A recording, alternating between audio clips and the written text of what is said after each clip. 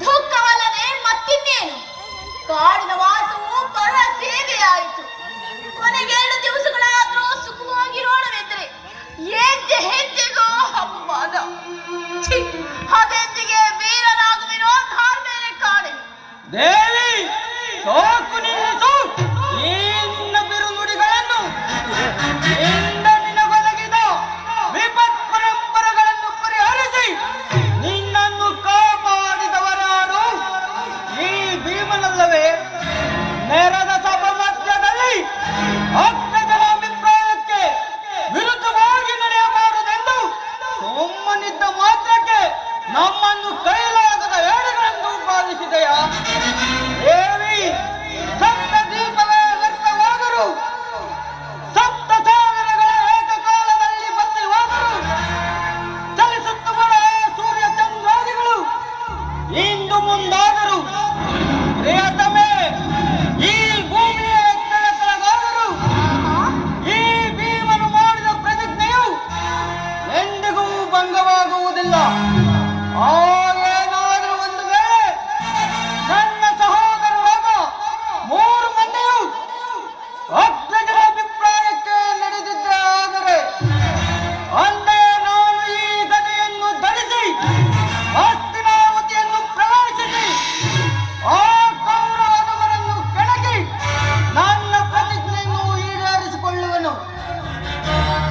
ಪ್ರಿಯ ಪ್ರಾಣೇಶ್ವರ ದೇವಿ, ಸ್ವಾಮಿ, ನೀವಲ್ಲವೇ ವೀರರಿಗೆಲ್ಲ ವೀರ ಶ್ರೀರಾಮನಾದವರು? ಪಾಂಚಾಲಿ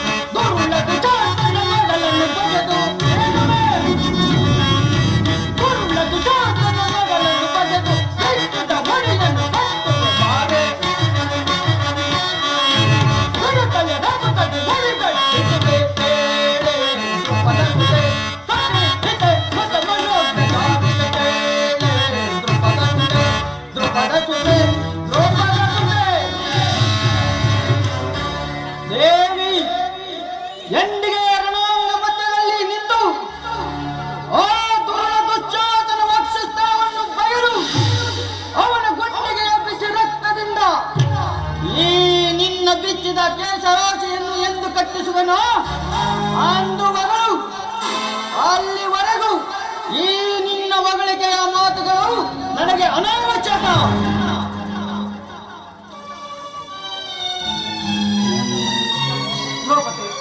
ನಡೆದ ದುಃಖದ ದಿನಗಳನ್ನು ಸ್ಮರಿಸಿಕೊಂಡು ನೀನೇಕೆ ಹೀಗೆ ಮನಸ್ಥೈರ್ಯವನ್ನು ನಾಶ ಮಾಡಿಕೊಳ್ಳುತ್ತಿರುವೆ?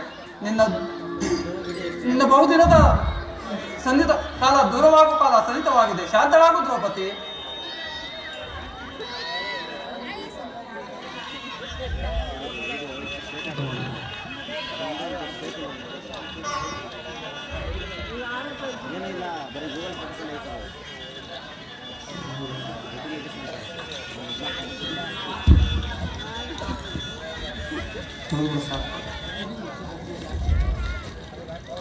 ಶಾಂತಿ ಶಾಂತಿ